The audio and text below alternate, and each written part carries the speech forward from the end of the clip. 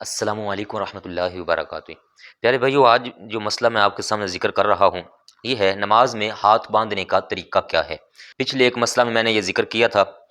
کہ ہاتھوں کو اٹھانا کیسے ہوتا ہے، کہاں تک اٹھانا ہے، اور درست طریقہ جو تھا سنت مبارکہ کے مطابق حدیث طیبہ کے حوالے دے کر میں نے آپ کے سامنے ذکر کیا تھا۔ تو آج ہے کہ ہاتھ کو باندھنا کس طرح سے ہے۔ سب سے پہلے نمبر پر یہ ذہن میں رکھ لیں، ہاتھوں کو باندھنا ہوتا ہے، کھلا نہیں چھوڑنا ہوتا۔ نماز کی حالت میں جب بندہ قیام میں ہو، تکبیر تحریمہ کے بعد اللہ اکبر کہہ کے کھڑا ہو جاتے ہیں، تو پھر ہاتھوں کو کھولتے نہیں ہیں، لٹکاتے نہیں بلکہ باندھتے ہیں۔ تو اس حوالے سے سب سے پہلے نمبر پر یہ حدیث پاک آپ اپنے سامنے دیکھ رہے ہیں، صحیح ابن حبان میں راوی ہیں حضرت سیدنا عبداللہ ابن عباس رضی اللہ تعالیٰ عنہ، اور حدیث پاک کا نمبر ہے 1760۔ پیارے نبی اکرم صلی اللہ علیہ وآلہ وسلم کا یہ فرمان علی شان ہے کہ ہم انبیاء علیہ الصلوۃ والسلام کو یہ حکم دیا گیا ہے، صرف ایک نبی علیہ السلام کی بات نہیں ہے، سارے انبیاء علیہ الصلوۃ والسلام کا یہ طریقہ ہے۔ انا معاشر الانبیاء، انبیاء علیہ الصلوۃ والسلام جتنے بھی ہیں سب کو یہ امرنا، فرمایا ہمیں حکم دیا گیا ہے، ان نؤخر سحورنا، کہ ہم اپنی سحری بالکل آخری وقت میں جا کے کیا کریں، جلدی سحری نہ کر لیا کریں، اور ونؤجل فطرنا، ہم جب افطار کرنے لگیں، روزہ افطار کریں تو جو ہی ٹائم ہو افطار کا فوری اس کو افطار کر لیں۔ وَأَن نُمْسِكَ بِأَيْمَانِنَا عَلَى شَمَائِلِنَا فِي صَلَاتِنَا، فرمایا ہم انبیاء علیہ السلام کو یہ حکم دیا گیا ہے کہ جب ہم نماز ادا کریں تو اپنے دائیں ہاتھ کے ساتھ بائیں ہاتھ کو پکڑا کریں نماز کے اندر۔ یہ حدیث پاک ہے، اس سے واضح پتہ چلا کہ سب انبیاء علیہ الصلوۃ والسلام کی جو سنت مبارک ہے وہ ہے نماز میں ہاتھوں کو پکڑنا، قیام کی حالت میں ہاتھوں کو پکڑنا، ایک ہاتھ سے دوسرے ہاتھ کو دائیں ہاتھ کے ساتھ بائیں کو پکڑنا، یہ سنت مبارکہ ہے۔ اب ایک اور حدیث پاک، خود ہمارے پیارے نبی اکرم صلی اللہ علیہ وآلہ وسلم کی سنت مبارکہ دیکھیے، یہ ہے مصنف ابن ابی شیبہ، آپ کے سامنے حدیث پاک کا نمبر ہے 3956۔ حضرت سیدنا وائل ابن حجر رضی اللہ تعالیٰ عنہ فرماتے ہیں کہ پیارے نبی اکرم صلی اللہ علیہ وآلہ وسلم کو میں نے خود دیکھا، جب آپ نے تکبیر فرمائی، حین کبر اخذ شمالہ بیمینہ، تو آپ صلی اللہ علیہ وسلم نے اپنے دائیں ہاتھ مبارک سے بائیں کو پکڑ لیا اور پھر اس کو باندھا۔ اور یہی والی روایت ابن ماجہ شریف کے اندر 810 نمبر روایت موجود ہے۔ اور حدیث پاک سنیں ابو داؤد شریف کے اندر 755 نمبر ہے اس حدیث پاک کا۔ حضرت سیدنا عبداللہ ابن مسعود رضی اللہ تعالیٰ عنہ فرماتے ہیں کہ پیارے نبی اکرم صلی اللہ علیہ وآلہ وسلم نے جو ہمیں خود طریقہ سکھایا ہے ہاتھ باندھنے کا وہ یہ ہے، فوادع یدہ الیمنی علی الیسری، آپ نے دایاں ہاتھ مبارک بائیں پر رکھنے کا ہمیں طریقہ ارشاد فرمایا۔ پھر ابو داؤد شریف کے اندر ہی ایک اور حدیث پاک ہے 754، جس میں یہ موجود ہے کہ صف القدمین، قدموں کو سیدھا کرنا نماز کی حالت میں، اور ووضع الیدی علی الیدی من السنہ، ہاتھ کو ہاتھ پر رکھنا یہ سنت مبارکہ ہے۔ تو ہاتھ کو ہاتھ پر رکھنا سنت مبارکہ ہے، چھوڑنا سنت مبارکہ نہیں ہے، جیسا کہ یہ آیا۔ اور پھر ترمذی شریف کے اندر حدیث پاک کا نمبر ہے 252۔ حضرت سیدنا حلب رضی اللہ تعالیٰ عنہ فرماتے ہیں کہ جب حضور اقدس صلی اللہ علیہ وآلہ وسلم خود ہمیں امامت کروایا کرتے تھے تو ہم نے یہ دیکھا ہے کہ یؤمنا فیأخذ شمالہ بیمینہ، آپ صلی اللہ علیہ وآلہ وسلم بائیں کو پکڑ لیتے تھے اپنے دائیں کے ساتھ، تو پکڑ کر آپ صلی اللہ علیہ وآلہ وسلم نماز ادا فرماتے تھے، اوپن نہیں چھوڑتے تھے، کھلا نہیں چھوڑتے تھے، کھلے چھوڑے جاتے ہیں رکوع کے بعد، جبکہ رکوع سے پہلے جو ہے وہ ہاتھوں کو پکڑ کر باندھنا ہوتا ہے۔ ایک اور حدیث پاک، یہ صحیح مسلم شریف کی حدیث کا نمبر ہے 896۔ پیارے نبی اکرم صلی اللہ علیہ وآلہ وسلم کا عمل بیان کرتے ہوئے حضرت وائل ابن حجر رضی اللہ تعالیٰ عنہ فرماتے ہیں کہ آپ صلی اللہ علیہ وآلہ وسلم نے وضع یدہ الیمنی علی الیسری، آپ نے دایاں ہاتھ مبارک اپنے بائیں ہاتھ مبارک پر رکھا ہے۔ تو ان ساری روایات سے یہ واضح ہے کہ ہاتھ کو ہاتھ پر رکھنا چاہیے، پکڑنا چاہیے، رکھنا چاہیے، اور کھلا نہیں چھوڑنا چاہیے۔ اب اس کے بعد جو اگلا مسئلہ ہے وہ یہ کہ اب ہاتھ کو ہاتھ پر رکھنا ہے تو کس حصے پر رکھنا ہے، یہاں رکھنا ہے، یہاں رکھنا ہے، یہاں رکھنا ہے، ادھر ایسے کر کے رکھ لینا، ادھر سے رکھنا ہے، ادھر سے کہاں سے رکھنا ہے۔ اب اس بارے یہ آپ کے سامنے حدیث پاک ہے، حضرت سیدنا امام بخاری علیہ رحمہ نے یہ روایت نقل فرمائی۔ حضرت سیدنا سہل بن سعد رضی اللہ تعالیٰ عنہ فرماتے ہیں لوگوں کو حکم یہ دیا جاتا تھا کہ ان یدع الرجل الید الیمنی علی ذراعہ الیسری فی الصلاۃ، جب نماز میں ہوں تو پھر دائیں ہاتھ کو بائیں زرہ پر رکھیں، بائیں زرہ پر رکھیں۔ یہ زرہ لفظ آپ ذرا دیکھ لیجئے، زال، را، الف اور عین، عربی میں اس کا مطلب کیا ہوتا ہے، یہ جو ہاتھ کا حصہ ہے انگلی کا،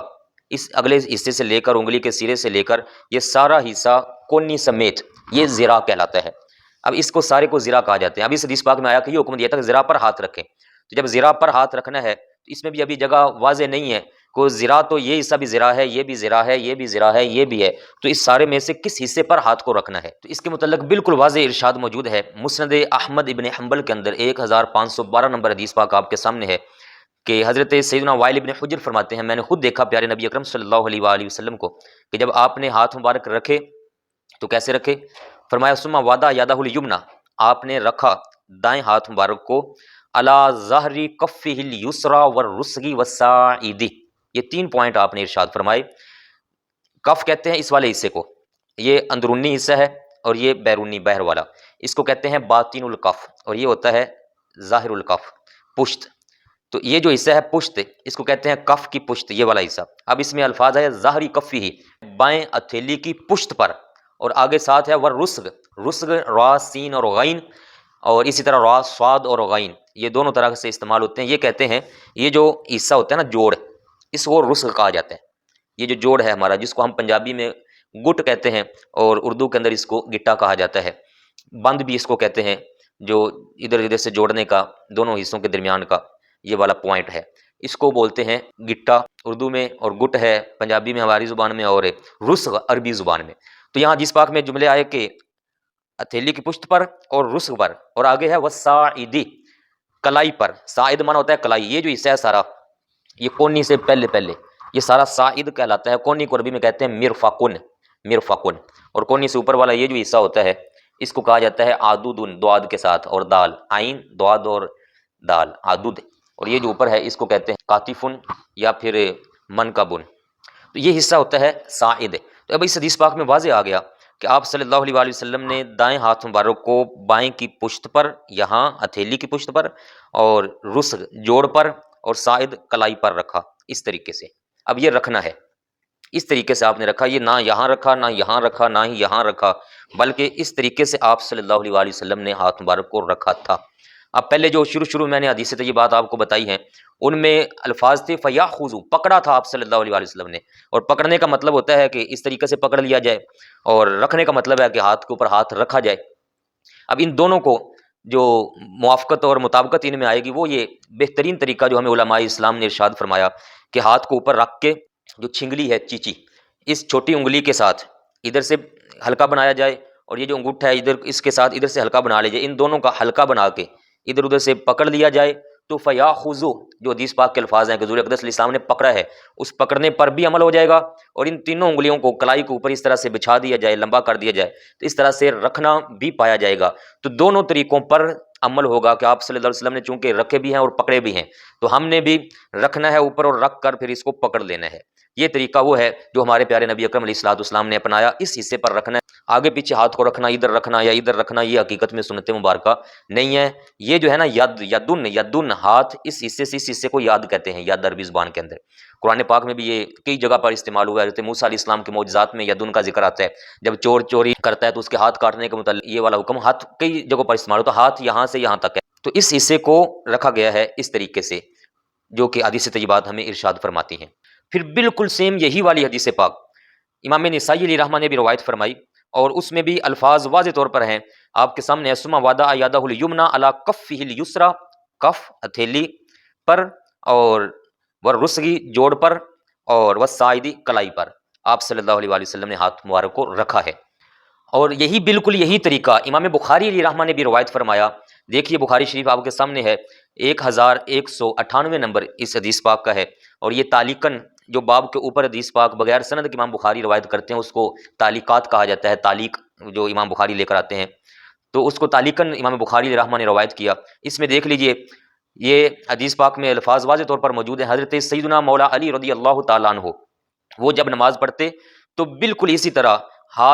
دائیں ہاتھ کو اپنے بائیں ہاتھ کے رسغ پر رکھا کرتے تھے، اس جوڑ پر رکھا کرتے تھے، وہی طریقہ جو پیارے نبی اکرم صلی اللہ علیہ وآلہ وسلم سے میں نے ابھی آپ کو سنایا، حضرت مولا علی رضی اللہ تعالیٰ عنہ بھی وہی طریقہ اپناتے تھے، بالکل وہی طریقہ، اور اسی طریقے سے آپ یہ ہاتھ مبارک کو رکھا۔ ابو داؤد شریف کے اندر بھی واضح الفاظ کے ساتھ یہ بالکل موجود ہے، وہاں الفاظ ہیں حضرت علی رضی اللہ تعالیٰ عنہ یمسک شمالہ بیمینہ علی الرسغ، آپ اپنے دائیں ہاتھ کے ساتھ بائیں کو پکڑا کرتے تھے رسغ پر سے، اسی جوڑ پر سے، جو گٹا ہے گٹ، اسی حصے سے آپ حضرت مولا علی رضی اللہ تعالیٰ عنہ پکڑا کرتے تھے، اسی پوائنٹ پر سے۔ یہ میں بار بار اس کا زور اس لیے لگا رہا ہوں کہ بعض لوگ دیکھے گئے یہاں ہاتھ رکھ لیتے ہیں، بعد یہاں رکھ لیتے ہیں، اور سمجھتے ہیں کہ جناب ہم نے حدیث پاک پر عمل کر لیا اور اپنے ماننے والوں کو بھی وہ غلط گائیڈ کر رہے ہوتے ہیں اور غلط بتا رہے ہوتے ہیں، تو ہرگز یہ طریقہ سنت نہیں ہے۔ حضرت علی رضی اللہ تعالیٰ عنہ بھی رسغ پر ہاتھ کو رکھا کرتے تھے، اور رسغ میں نے بار بار بتایا یہ جوڑ ہے، ابتدائی جو عربی کی گرامر کی کتاب ہر بندے کی پہنچ میں ہے، سمجھی جاتی ہے، اردو میں موجود ہے المنجد، اس میں آپ یہ رسغ کا معنی نکال لیں تو وہاں یہ حصہ لکھا ہوا ہے کہ یہ جو گٹا ہے اس کو رسغ کہا جاتا ہے، ہاتھ کے حصے میں، اور بند بھی اس کو کہتے ہیں جس کا یہ جوڑ جس کو کہا جاتا ہے دونوں حصوں کے درمیان کا۔ تو حضرت علی رضی اللہ تعالیٰ عنہ ہاتھ کو یہاں رکھا کرتے تھے اس حصے پر سے۔ ابو داؤد شریف کے اندر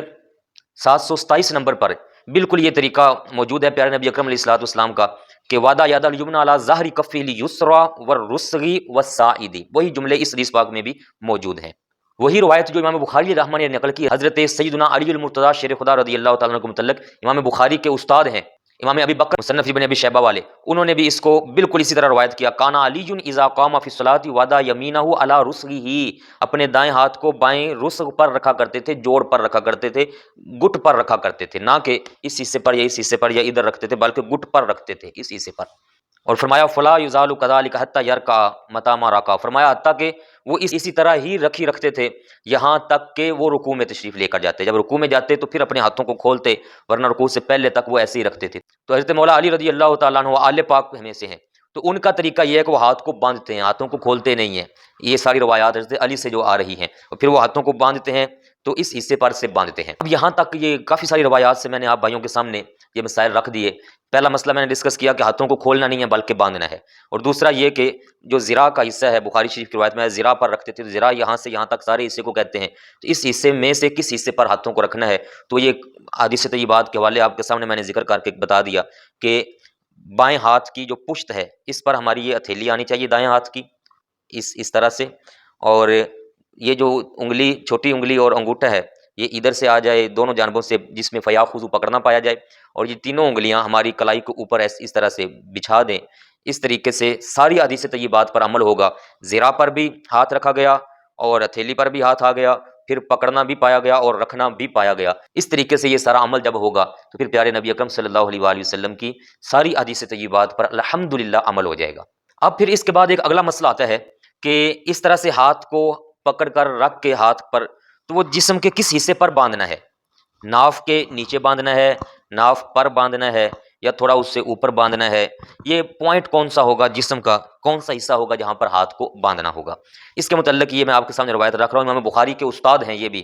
حضرت امام احمد بن حنبل علیہ الرحمہ، حدیث پاک کا نمبر ہے 1540۔ فرماتے ہیں حضرت علی رضی اللہ تعالیٰ عنہ کا اپنا یہ فرمان ہے، روایت ہے ان سے کہ ان من السنۃ فی الصلاۃ وضع الاکف علی الکف تحت السرۃ، فرمایا کہ سنت یہ ہے، پیارے نبی اکرم صلی اللہ علیہ وآلہ وسلم کی سنت یہ ہے،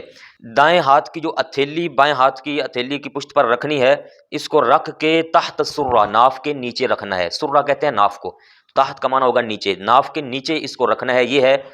وہ سنت مبارکہ جو حضرت علی المرتضیٰ شیر خدا رضی اللہ تعالیٰ عنہ نے پہلے دن سے پیارے آقا کریم علیہ الصلوۃ والسلام کے ساتھ رہ کر دیکھی ہے، اور آخری وقت تک حضرت مولا علی آپ کے ساتھ رہے ہیں، تو انہوں نے دیکھا کہ سنت مبارکہ میں جو عمل ہے وہ یہ ہے کہ تحت السرۃ، ناف کے نیچے ہاتھوں کو رکھا جائے۔ اور بالکل حضرت مولا علی رضی اللہ تعالیٰ عنہ کی اس روایت کی تائید حضرت سیدنا وائل ابن حجر رضی اللہ تعالیٰ عنہ کے اپنے بیان سے بھی ہوتی ہے۔ وہ فرماتے ہیں کہ میں نے خود دیکھا ہے،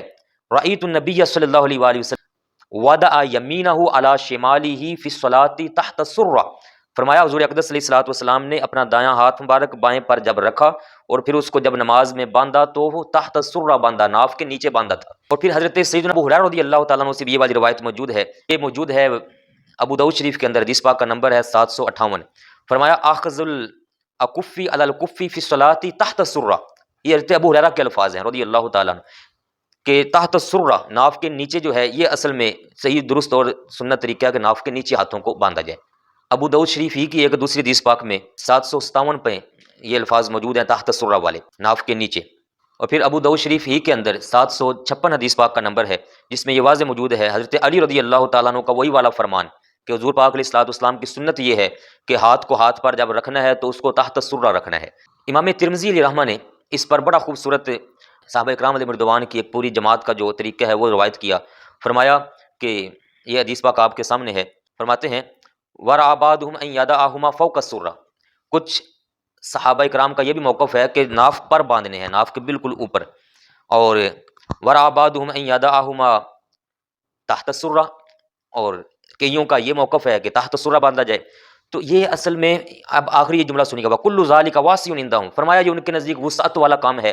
اس میں کوئی اتنا بڑا مسئلہ نہیں ہے کہ بالکل ناف کے نیچے ہاتھ کو رکھنا ہے یا ناف پر رکھنا ہے، اس میں وسعت موجود ہے. اس میں جو تطبیق ہے نا جو بڑا پیارا علماء کرام ارشاد فرماتے ہیں کہ بہترین طریقہ ہے کہ جو بندہ بھاری بھرکم نہیں ہے، اس کا پیٹ بالکل درست ہے، صحیح ہے، آگے بڑا ہوا نہیں ہے، وزن اس کا اتنا زیادہ نہیں، تو وہ جب ہاتھوں کو باندھے تو وہ ناف کے بالکل نیچے اس کے لیے باندھنا ایزی ہے،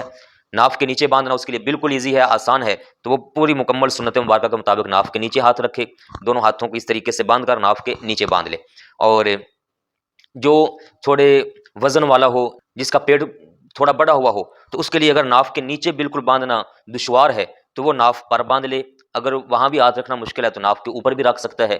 تو یہ وہ طریقہ ہے جو ہاتھ کو باندھنے کے متعلق آتا ہے. ایک روایت میں ناف کے اوپر کا والے حصے سے مراد یہ جو سامنے کا سینہ ہوتا ہے، یہ بھی ایک روایت میں بیان ہوا کہ سینے پر ہاتھ جو ہے اس کا تذکرہ آیا، لیکن بہترین جو سنت مسلسل سنت چلتی آ رہی ہے وہ یہ کہ ناف سے اوپر والے حصے کو سینہ سے تعبیر کیا گیا، نہ کہ سینہ سے مراد یہ والا حصہ لیا گیا کہ یہاں پر ہاتھوں کو رکھ لیا جائے. اس کی بجائے ہاتھوں سینے سے مراد صدر، سینے سے مراد یہ سامنے والا حصہ لیا گیا، اور سامنے والے حصے میں وہ میں نے ساری روایات آپ کے سامنے رکھ دی ہیں. تو اب ان ساری حدیث طیبات کا خلاصہ جو ہے وہ یہ ہوگا، پہلے نمبر پر ہاتھوں کو باندھنا ہے،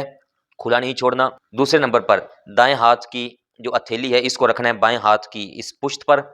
یہاں رکھ کر چھنگلی، چیچی اور انگوٹھے سے بنانا ہے ہلکا، اس کو پکڑ لینا ہے اور تینوں انگلیاں اوپر رکھ دینی ہیں. اس طریقے سے ساری حدیث طیبات پر عمل ہوگا، اور یہ انداز اپنا کے